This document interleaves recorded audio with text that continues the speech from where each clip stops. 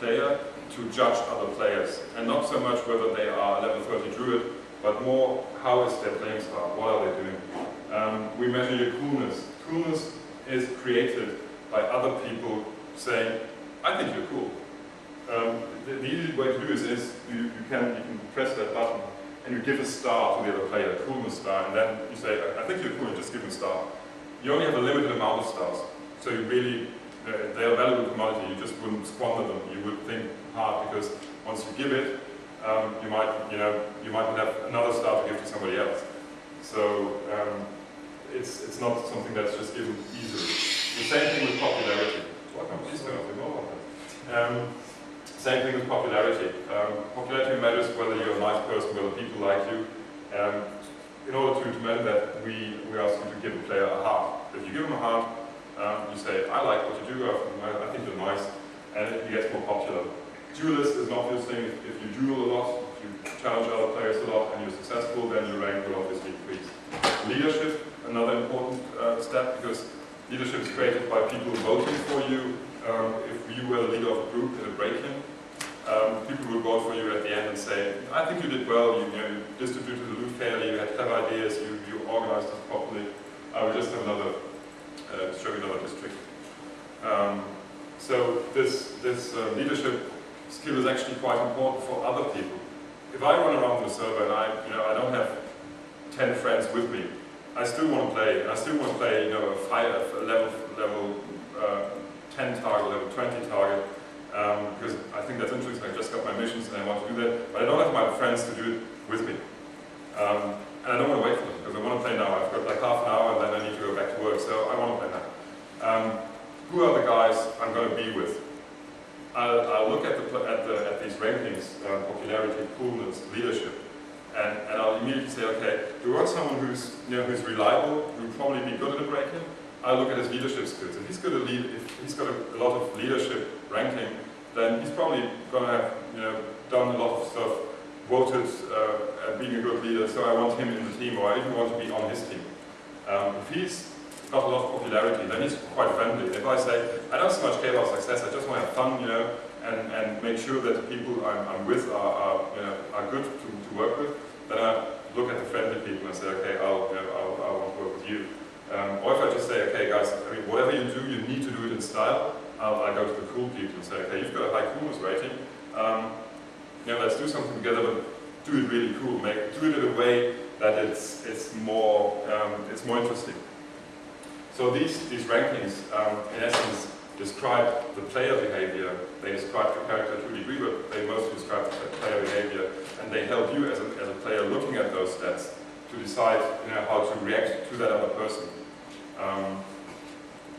We've got a lot of achievements in the game, a lot of stuff that you do, like being the first in the Casino Royale. You're the first in there, and you're actually the first to manage to succeed completing it.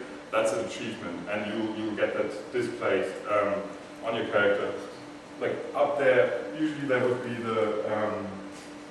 a character portrait, because we're pre-alpha, it's not in yet.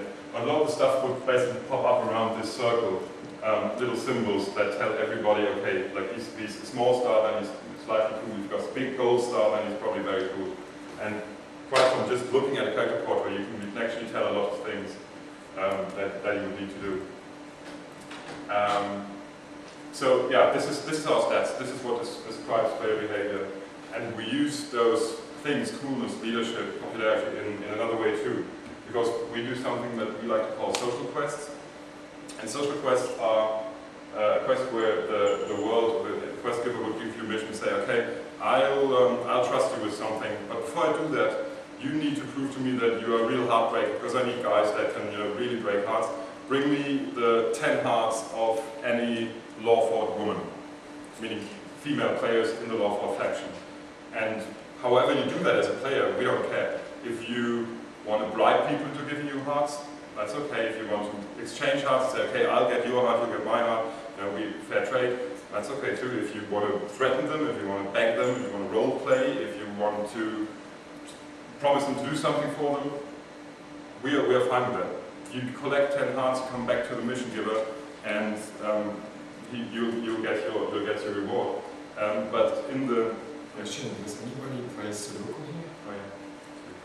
Yeah. Please, because he sucks at Sudoku, I suck too, and we'll get Sudoku game in. So yeah, there's immediately getting the 10 hearts makes you talk to at least 10 players. You need to find a way to convince them to give you hearts. And this is why we automatically encourage you playing. Let's see how good he is. Yeah, we encourage you playing in a way that helps you socialize. If you don't want it, you don't need to do the social quest. If you don't care about talking to people, that's fine. But if you do, you'll actually get a positive reward from the world. It's not just being someone who likes to chat, who's social, but you actually, the world says, if you do that and you find ways to get people to, give you popularity ranking, give you coolness ranking, then the game rewards you for it. We encourage social behavior, we help people socialize. A lot of the time people will have a hard time getting to know anybody on the server, and this is the best way to do it. You chat people up, you might like them, you might not like them. If you like them, you might decide to add in your friends list. So that's something that we try to encourage and that we try to help players do. It's not a must, but it'll actually make it way easier to find new people to play with. It'll make it way easier to have more friends on a server. He's actually very good. Close. That's Sudoku style minigame, which is a bit slower, and we've tried to get in minigames. Yay! Thank you for opening the door. Headshot. Yeah, headshot. Yay! So this was the alarm. That was the alarm. So they disabled the alarm, so now once the alarm is disabled, you can actually open the door. And here you see that's like the first simple level where you already need to start and do one thing in order to be able to do the other thing. In more complicated environments, you would probably have to disable the alarm, but another guy would have to disable the camera, otherwise the camera would see you disabling the alarm, and then the alarm would be raised. The third guy would have to stand out the door and watch for the door, for the guard that comes by in regular hours, regular intervals, and would have to warn the other guys doing it, and the fourth guy might now go in and crack the safes while the other three guys already in the next room trying to disable that alarm. So it can be quite challenging for people to do that. Sorry. Yeah. If you fail, there is no real punishment. There is a punishment. I mean, first of all, you lose time. You've got a limited amount of time to do that. Like you have 6 minutes to solve that. If you didn't succeed in the minigame, that took you like about a minute or 2 or 3 or 5 or 10, then you would fail in the mission, which means you would have to go back and get the mission again, but in order to do that, you might have to do something else. So you actually lose a bit of time, that's A. You don't get the loot, obviously, so there's opportunity loss.